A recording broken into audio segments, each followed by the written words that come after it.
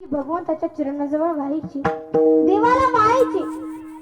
काका त्यावेळेस मी आणि सुकलेली जी फुलं आहेत ती माझ्याकडे द्यायची, मला सांगायची शेजारच्या उकिरड्यावरती टाकू नये.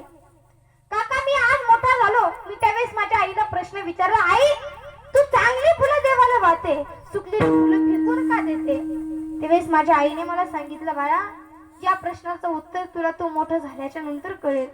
काका मी आज मोठा झालो आणि त्या प्रश्नाचं उत्तर मला आज या ठिकाणी कळतंय की सुकलेल्या फुलाचा स्वीकार हा भगवंत करत नाही.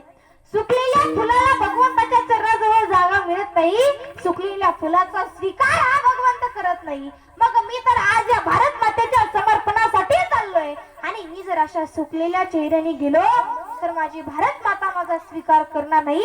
एवढंच कारण आहे मी दंड बैठका काढण्याचं.